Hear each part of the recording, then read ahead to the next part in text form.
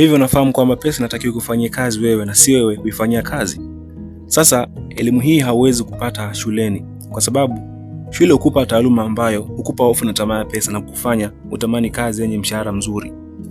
Sasa elimu hii ya fedha nimeitoa katika kitabu cha Rich Dad and Poor Dad, na ni muhimu zaidi kupata maarifa ya fedha kuliko kutamani zaidi kupata fedha.